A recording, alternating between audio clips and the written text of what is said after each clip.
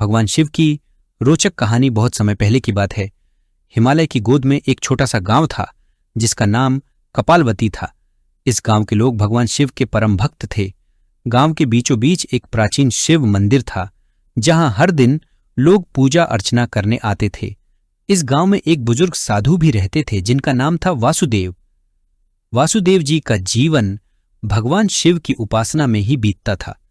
वे शिव महापुराण की कहानियां सुनाया करते थे और गांव के बच्चे बद्ध ध्यान से उन कहानियों को सुनते थे। एक दिन वासुदेव जी ने एक बहुत ही रोचक और अनसुनी कहानी सुनाई। उन्होंने बताया कि भगवान शिव का एक नाम नीलकंठ है और इसके पीछे एक अद्भुत कथा छिपी हुई है। कथा इस प्रकार है, जब देवताओं और असुरों ने समुद्र मंथन किया तो उसमें से अनेक रत्न और अमृत निकला, लेकिन उसी मंथन से एक अत्यंत विषैला हलाहल विष भी निकला। उस विष ने सभी लोगों को संकट में डाल दिया। देवता और असुर दोनों ही इस विष की भयंकरता से डर गए और उन्होंने भगवान शिव से प्रार्थना की कि वे इस विष का नाश करें।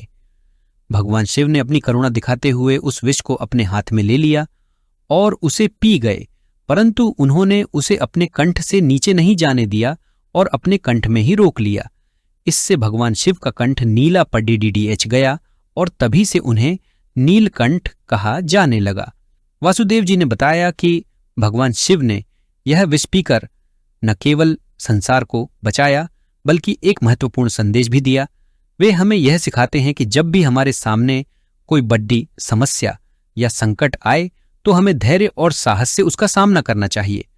गांव के लोग इस कथा को सुनकर बहुत प्रभावित हुए। बच्चों ने इस कहानी से साहस और धैर्य का पाठ सीखा और वयस्कों ने भगवान शिव के प्रति अपनी भक्ति और गहरी कर ली। कपालवती गांव में आज भी हर साल एक विशेष उत्सव मनाया जाता है जिसमें भगवान शिव को नीलकंठ के रूप में पूजा जाता है और इस कथा का नाट्य रूपांतरण प्रस्तुत किया जाता है।